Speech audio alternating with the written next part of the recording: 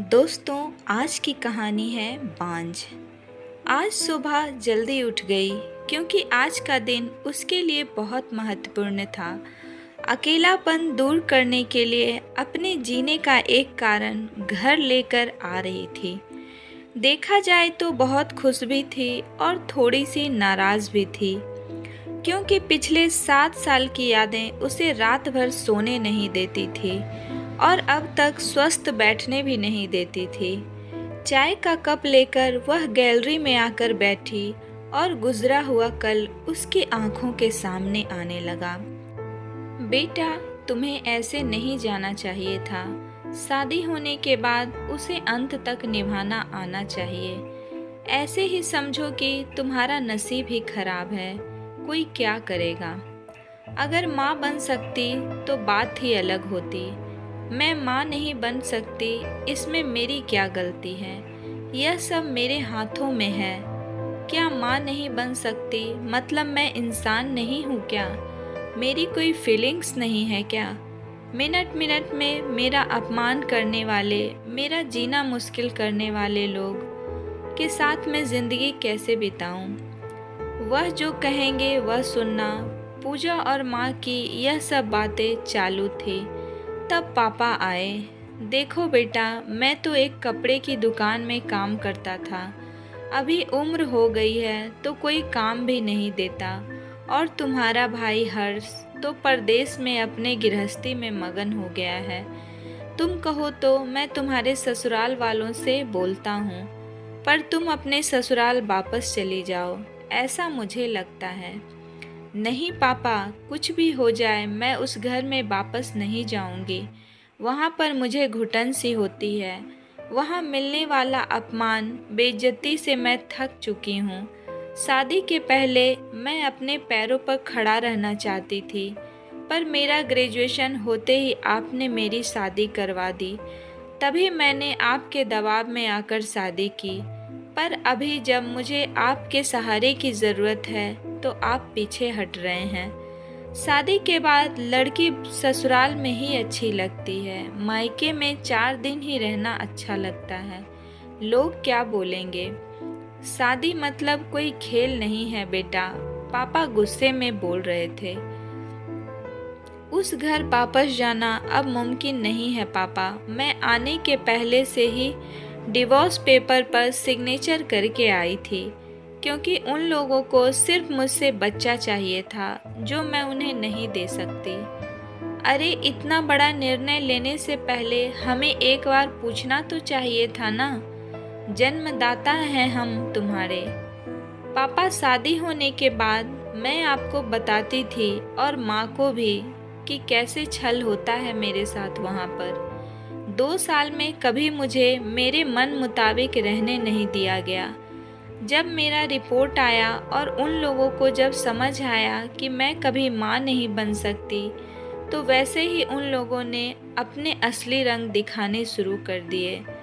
कैसे रहूँगी मैं ऐसे वातावरण में, और इस सब में भागकर मैं अपनी ज़िंदगी ख़त्म करने वालों में से नहीं थी। यह देखो बेटा, हर्ष ने भेजे हुए पैसे से ही मेरा और तुम्हारे माँ का जैसे तैसे खर्चा चलता है। उसमें तुम्हारा खर्चा उठाना थोड़ा सा कठिन होगा। डिवोर्स पेपर पर साइन करने से पहले इन सब पर विचार मैंने कर लिया था।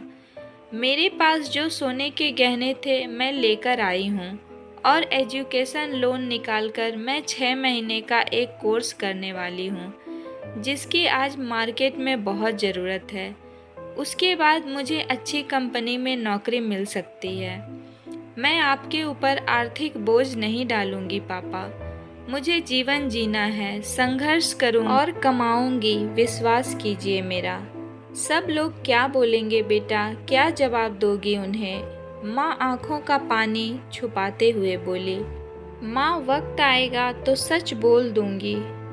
जब मुझे ससुराल में जानवरों के जैसा बर्ताव हो रहा था तब कहाँ गए थे यह लोग? समाज में लड़की को बड़ा करो, शादी कर दो, बस इतनी ही जिम्मेदारी समझते हैं। बेटियों को बड़ा करके योग्य पढ़ाई देकर खुद के पैरों पर खड़ा करना यह माता पिता की ही जिम्मेदारी होती है। ताकि आगे जाकर कभी खराब हालात हों तो उसे इस्तेमाल कर सके। तय किए मुताबिक शोभा ने 6 महीने का कोर्स किया और तुरंत उसे एक अच्छी कंपनी में काम भी मिल गया। वो बहुत खुश हो गई थी, सब अच्छा चल रहा था। बीच में छुट्टी लेकर माता पिता को नज़दीक रहने वाले पर्यटन जगह पर घुमाने लेकर जाती थी। माता पिता बीच में ही दूसरी शादी की बात छेड़ देते थे। कई बार तो लड़कों को देखने के लिए भी बुलाया करते थे। एक लड़का तो डिवोर्स होने के बाद भी उसे स्वीकार करने के लिए तैयार था, पर पहली शादी ने ही इतने दुख दिए थे कि दूसरी शादी के लिए उसका मन तैयार नहीं था। ऐसा कितने दिनों तक अकेले रहोगी?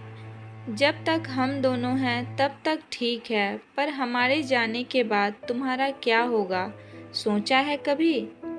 उम्र भी कितनी छोटी है तुम्हारी अभी, ऐसा उसके पापा उसे समझा रहे थे।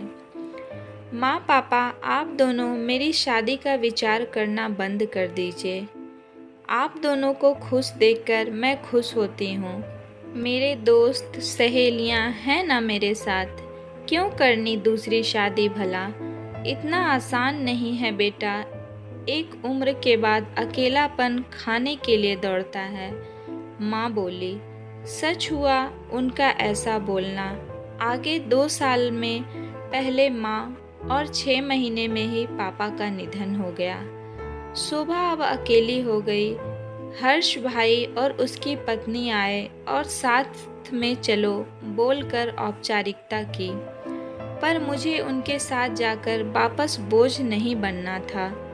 मदद के वक्त मेरे साथ खड़े रहो, इतना बोलकर मैंने उनको जवाब दिया। हमारे बहुत सारे दोस्तों की शादी हो गई थी और वह अपने अपने गृहस्थी में मगन हो गए थे। जीने के लिए कोई लक्ष्य मिल ही नहीं रहा था मुझे।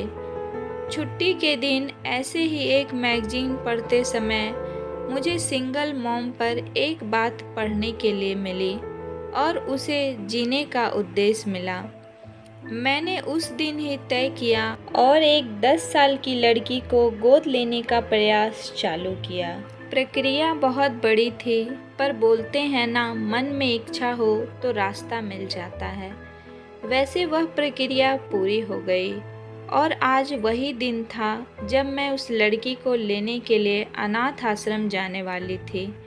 उस लड़की को घर लाकर मैं माँ नहीं बन सकती, इस सोच पर और उस पर होने वाले सभी आरोप को मिटा देना चाहती थी।